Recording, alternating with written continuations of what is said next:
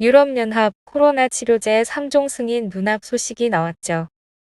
미국, 유럽에서 수출길이 열려서 전 세계 환자에게 도움을 줄 수 있는 레키로나 그리고 셀트리온이 되길 바랍니다. 현직 의사와 함께 이번 내용 자세히 보시고 뒤에 코멘터리와 구독자분들 반응도 함께 끝까지 시청해 주시면 정말 감사하겠습니다. 그럼 내용 보시겠습니다. 유럽연합 집행위원회가 밝힌 코로나19 치료제 허가 시점이 다가왔다. 총 3종을 승인하겠다고 밝혔는데 후보 품목 중에서는 셀트리온의 레키로나가 글로벌 제약사 일라이릴리와 로슈 등과 함께 이름을 올린 상태다.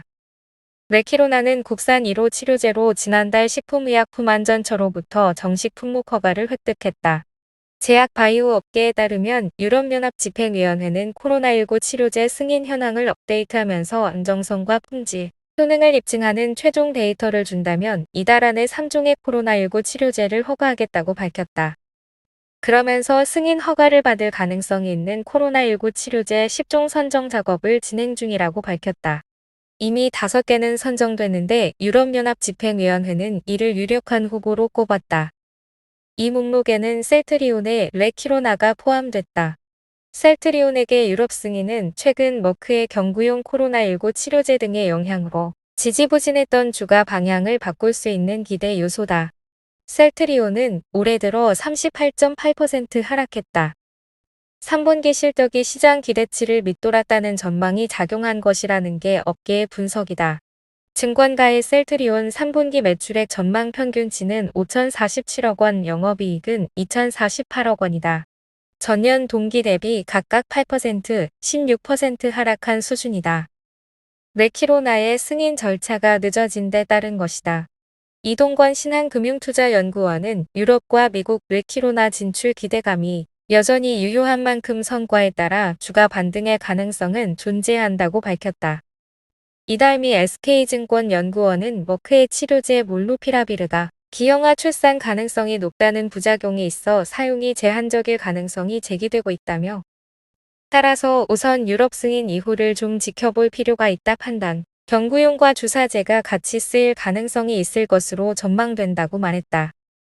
레키로나 외에는 유력한 후로 꼽힌 치료제는 일라이릴리의 올루미언트 밤나니비맙과 이테세비맙 혼합, 리제네론과 로슈의 밤나니비맙과 이테세비맙 혼합 GSK와 비르 바이오텍의 스트로비맙이 이름을 올렸다. 이와 같은 내용이었습니다. 반응도 뜨거웠는데요. 안정성과 품질, 효능을 입증하는 최종 데이터를 준다면 이라는 조건부가 붙는데 셀트에서 다음 주에 바로 전달해서 일사천리로 진행되었으면 좋겠습니다. 참 좋은 소식이네요. 수출도 이루어져 함께 대박을 기원해요. 현직 의사로서 레키로나가 의료 현장에서 하는 역할이 정말 크고 중요하다고 생각됩니다. 현재 코로나 전담병원에서는 실제로 레키로나가 투여되고 있죠. 근본적인 원인인 코로나 바이러스를 치료하는 것은 레키로나입니다. 그렇기에 매우 중요한 치료이고 근본적인 치료이지요. 특히 델타 변이로 인해서 백신에 대한 회피가 가능해진 상황에서 델타 변이에 대한 치료 능력을 가진 이런 항체 치료제는 그 의미가 매우 큽니다. 경증 중등증 환자에게 레키로나가 투여가 되면 일단 의료진 입장에서 안심이 되고 환자분들도 안심이 됩니다. 실질적인 치료제가 투여되는 것이니까요. 바이러스에 대한 제거가 매우 중요한데 특히 노령분들은 중증으로 진행이 많이 되잖아요. 이렇게 중증으로 진행이 되면 치료하기가 매우 힘들어집니다. 중증 코로나 치료 때는 환자분들이 입으로 산소 마스크를 들여도 숨쉬기가 힘들어집니다. 그래서 폐로 연결되는 튜브 같은 것을 성대 안으로 넣고 산소를 공급하지요. 하지만 매우 힘든 치료입니다. 환자도 힘들고 의료진도 힘들지요. 여러분들 입 안으로 관이 들어간다고 생각해보세요. 엄청 불편하고 힘들겠지요. 이렇게 힘든 치료를 하면 환자분들을 케어하는 의료진의 로딩도 굉장히 많이 증가합니다. 관으로 들어가는 산소의 양을 조절해야 하고 압력, 산소 포화도를 실시간으로 모니터링하면서 조절해야 하지요.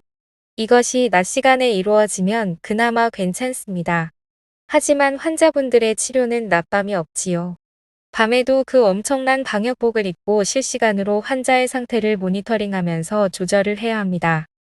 만약에 환자분의 상태가 안 좋아서 심정지가 발생하는 경우 심장 대신에 몸의 혈액순환을 시켜주는 에크모라는 장치를 달기도 하지요.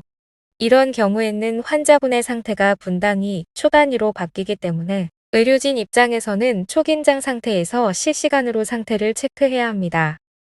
여러분들 상상해보세요. TV에 나오는 방역복을 껴입고 새벽 3시, 5시에 초단위 분단위로 환자분들을 치료하면 굉장히 힘들겠죠.